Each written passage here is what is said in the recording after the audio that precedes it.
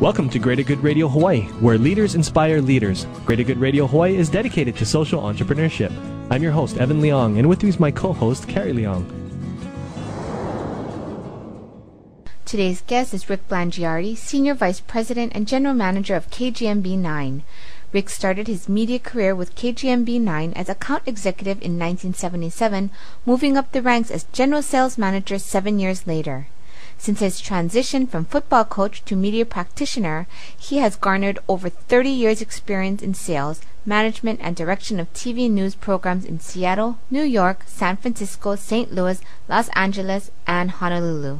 Rick is involved in several community organizations such as Central Pacific Bank, Hawaii Food Bank, Chamber of Commerce, and Aloha United Way. Please welcome to Greater Good Radio, Rick Blangiardi. Welcome to our show, Rick. Thank you, Carrie. It's great to be here. So can you tell us how you got started in the TV industry? Well, you know, it's amazing. Today, as we tape this show, it's been 30 years when I started here at KGMB. And I came here as a football coach up at UH, and quite frankly, it was really born out of economic necessity. In those days, we weren't making much money, and this was just something that sounded good. Wait, you came full circle then? You started here, and then now you're back here again? I started March 7th, 1977. I started at KGMB. Was it hard to leave football? Very hard to leave football. I'm not so sure I ever really did leave it. You know, to be honest with you, I spent a lot of years with people. You know, I think I had an association with the game for a long time. I spent a number of years announcing. I was a color both for radio and TV with Jim Leahy for some 12 or 13 years, all the way up through 1989, which was great. It was joyous. And then, you know, my love of the game has lasted this whole time anyway, even as a fan. So how was the transition for you from a coach? Now you said you started off as kind of like a sales representative. I did. Selling. Yeah. Well, in the beginning, it really wasn't a whole lot of coaching. It was a pretty radical transition. I mean, I went from working with a lot of big, tough, strong guys into a very different kind of a setting, you know, with just as many women, beautiful women, I might add, talented as there were men. And, you know, and so that, beautiful men? Not beautiful men, but, you know, I hope we can edit that out. But you know, it was just a very different setting, and my role was very different. I was in a very senior role at the university as the associate head football coach and defensive coordinator with a lot of underlying responsibility. And I came here and I was just a sales guy that they were basically given a tryout to. And so it was different, the day-to-day in the beginning. Not so much coaching, it was really about a lot of self-discovery. What made you go into sales as opposed to just a management position? Or yeah, that's a good question. You know, I never really thought of myself going into business per se. I really felt I was going to coach forever, and I had spent 8 years at the time already coaching college football, and then all the years prior playing. I mean, it was just sort of the world that I knew. But I always felt that if I did transition out of coaching, if I got into some business setting, it would have to be in sales.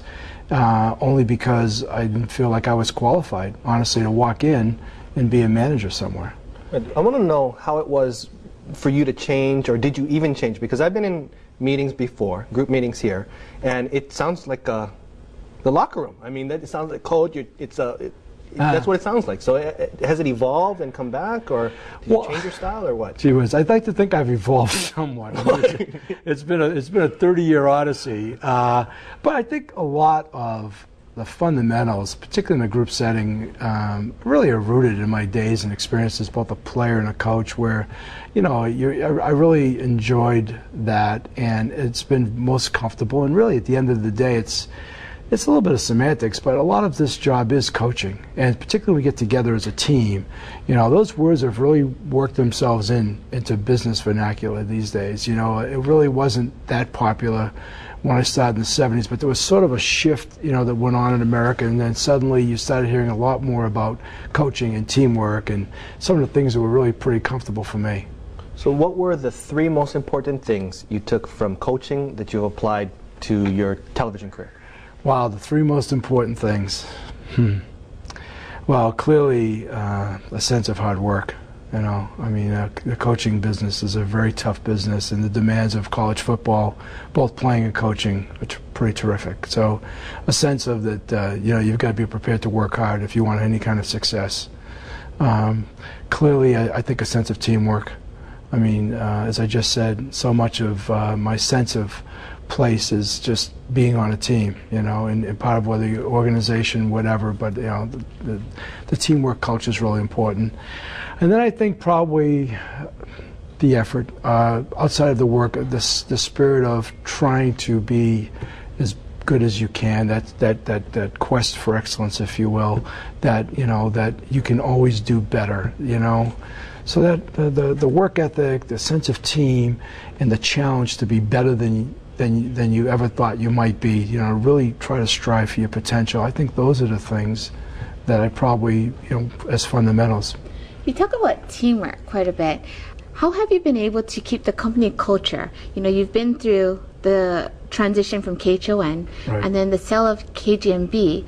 How do you keep that tight corporate culture that you know that your employees are staying positive and going forward to where your mission and goals are? Yeah, well, not to correct you per se, but I don't really think we have a corporate culture here. I think it probably starts with that. You know, we're about 100 people strong, and at the end of the day, that's not General Motors. You know, it is a team. I mean, and each and every person that comes to work at KGMB, irrespective of what department, because television stations are multifaceted, but each person that comes here is here with a sense of purpose and need, and so we really strive. We always stress that. You know, we really.